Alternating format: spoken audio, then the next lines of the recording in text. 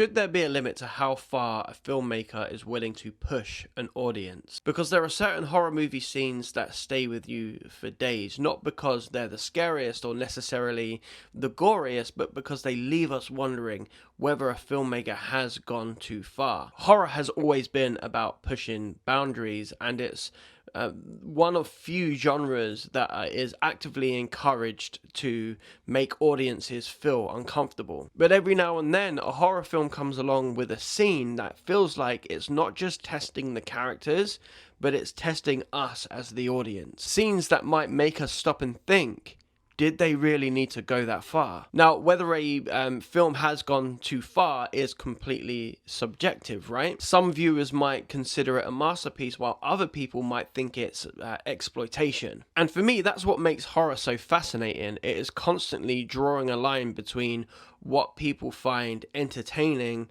what people consider art, and what people consider, just pure shock. I'm somebody who has been watching and reviewing some of the gnarliest horror movies for years. So with that in mind, here are 7 horror scenes that made me genuinely ask, did they go too far? Strap in, this is a lot, and there will be spoilers. So let's start this list off with one of the most controversial art house horror movies ever made. This is Antichrist. Antichrist centers around a grieving couple who retreat to this isolated cabin in the woods after the tragic loss of their son. And as they attempt to process their grief, reality itself begins to blur. We have pure psychological torment and a forest that seems to, take on a presence itself. So the film was directed by Lars von Trier, who is one of the most controversial filmmakers of a generation. And the entire film feels like emotional torment, but there is one scene in particular in this movie that is so incredibly difficult to watch. Now, without going into too much graphic detail, the scene depicts Charlotte Gainsbourg's character inflicting an extreme act of bodily self-mutilation on herself. It is a lot, and it is graphic, but it also feels like an inevitable conclusion to everything we've seen up to this point. The film has slowly broken this character down psychologically until this horrifying act seems tragically inevitable. Like most of his movies, Lars von Trier is simply not interested in entertaining you here. And while it is so horrifically difficult to get through, this scene does serve a purpose. Lars von Trier is confronting us with guilt, grief, and self-destruction at its most extreme. It's one of those moments where you almost forget you're watching a film. It is so well done. It is so difficult to watch. Do I think he went too far? No, I don't. I think it's necessary for the film. Next up, we have Exhibit A. So if you've never heard of this film, you're not alone, because this is an extremely obscure British found footage movie. The film follows a seemingly normal middle-class family from the UK. But as the film progresses, we see financial pressure start to build up, and that pushes the dad to a total psychological collapse. Now, for me, the genius and the true horror for this film is nothing, supernatural or anything like that. It is real life. This feels so incredibly and sometimes even mundanely normal. Everything that we see here feels entirely plausible, and by the end of this film, the entire house has become some type of emotional and sometimes physical prison. Now, the scene I want to talk about is actually the ending to this film. So if you haven't seen this film or you want to watch this film, skip ahead. The ending to this film is simply horrific. We see the dad's breakdown reach this real devastating conclusion whereby he turns on his own family. And because this is a found footage movie, nothing is cut away from. The movie has sold this realism to us so well that this is so painfully and devastatingly difficult to sit through. And the interesting thing about this is it's not particularly graphic. Like I said, the film spends so much time convincing us that these people are real. The handheld camera work, the believable performances from everybody in this film, all leads us to believe that we're not watching fiction, we are watching real found footage evidence. And when the film ends, we're left with a terrifying thought. These types of tragedies are not impossible, and that makes it way scarier than any other type of supernatural threat. Did this film go too far? I don't think it did. I think this was necessary, even though it's really brutal. Next up, we have Seed. So Uwe Boll does not necessarily have the best reputation as a filmmaker, but his film Seed contains a sequence that many horror fans still talk about like almost 20 years later. So the film follows a serial killer who survives his own execution, right? And he returns to get revenge on the people involved in said execution.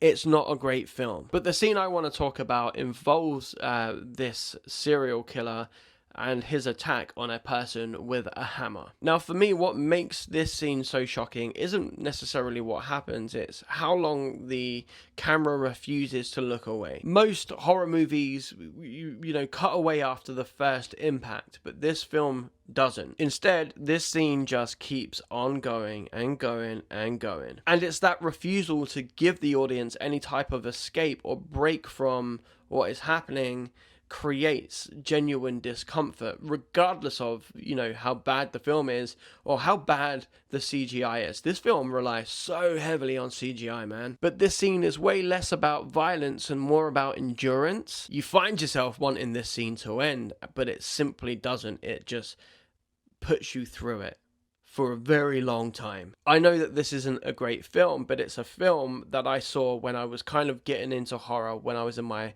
like early teens, so it does have a special place in my heart. And I know it's not a great film. I know that the CGI is bad. One thing that does strike me as interesting is the CGI that they use in the film Jurassic Park compared to the CGI they used in this film like over 10 years later is worse. And I know that probably comes down to budget and all of that, but still, man. Do I think the filmmakers went too far here? I think they did. I think the scene could have been shorter, and it feels a bit unnecessarily long. It doesn't really add anything to the overall idea or theme to this movie. It is just unnecessarily brutally long.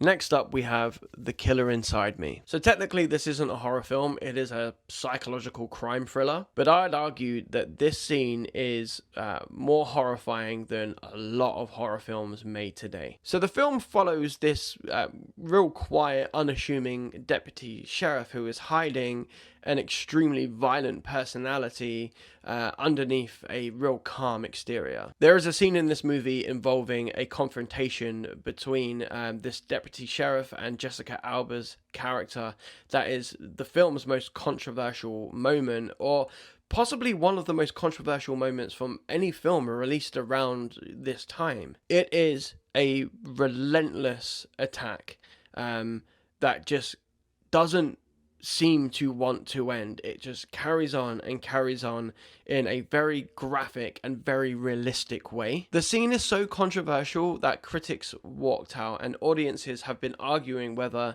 this was necessary. Was it exploitative? Did they need to do what they did? So much so that it affected the way this film was seen by people. It was essentially buried, and that's why a lot of people don't know that this film exists. I personally think that this is a great film. It's one of the most underrated psychological thrillers out there. But man, this scene is shocking. What happens is shocking. How suddenly it happens is shocking. One moment you're watching two people have a conversation, and in the next moment, everything changes. The director, Michael Winterbottom, deliberately avoided like dramatic like music or editing. The camera simply observes, right? And that lack of cinematic comfort makes the entire sequence so incredibly unpleasant to watch. Was it necessary for this film? Did it go too far?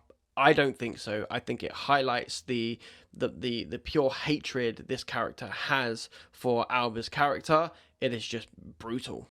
Next up, we have Mother. So Darren Aronofsky has always enjoyed making audiences super uncomfortable, but I think that Mother might be his most divisive film. On the surface, this film is about a couple whose peaceful home gradually gets invaded by these strangers, but in reality, this film is a huge biblical analogy wrapped inside a psychological horror film. Now, the infamous baby scene arrives during the film's heavily chaotic final act. The scene involving a baby depicts something almost unimaginable within this crowd who are completely uncontrollable. But it's less about gore and more about absolute helplessness. Everything has spiraled so completely out of control that we as the audience feel as helpless as Jennifer Lawrence's character does. Now, this scene is uncomfortable for so many different reasons. If you're not a fan of harm coming to children in horror films, this is going to mess you up.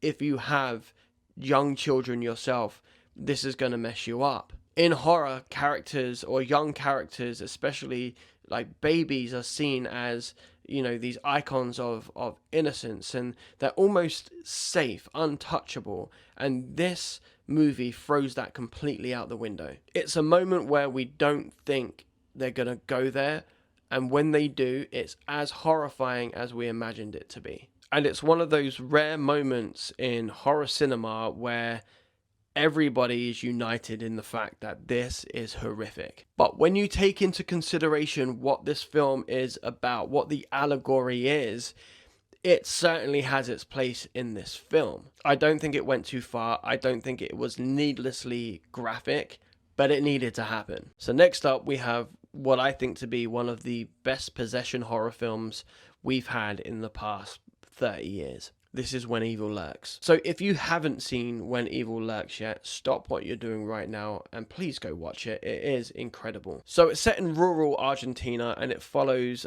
these two brothers as they're trying to stop a demonic infestation spreading through their community. And the film establishes one simple rule: nobody is safe. And this point is brutally driven home with the infamous dog attack scene. It is a scene that is so shockingly unexpected that it completely took me off guard, and I couldn't believe what I was seeing. It's another one of those films like Mother that kind of puts children in harm's way, and we think they're not going to go there because they're children, and very rare horror films actually go there with regards to children.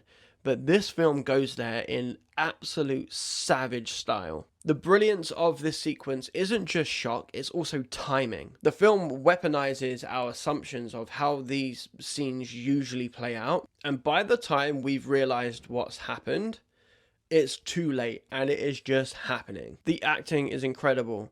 The way that they have framed every aspect of this sequence, the camera movements, what they decide to show us, what they decide not to show us, it's all so expertly done. And that's hardly surprising because this film comes from the same people who brought us one of the scariest horror films of the last 20 years, Terrified. I can't wait to see what Damien Rugner does again, because both Terrified and When Evil Lurks are some of the most terrifying films, like I said, that have been released in the past 20 years at least. Did this film go too far? Did this scene go too far?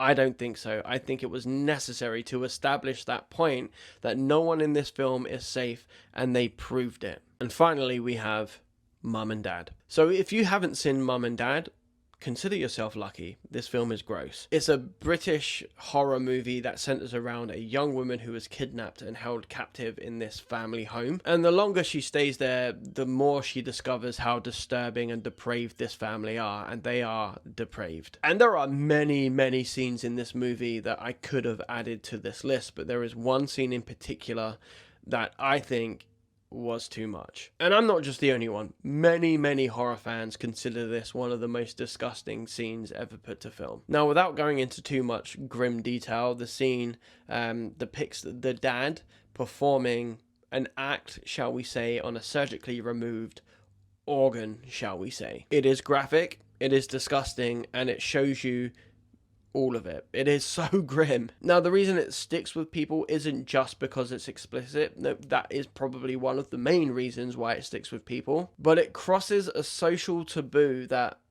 most horror films or most films wouldn't even consider crossing. Now, you could say that the scene was written in to depict just how depraved and detached this family are from normal or other families, or to show how they don't have any sense of humanity or morality. Now, whether that makes it effective or excessive, I'm going to leave up to you. But it is certainly a moment in horror where you are left wondering why and how did they get away with putting this in their film. Now, do I personally think that this scene was necessary? Do I think that they went too far?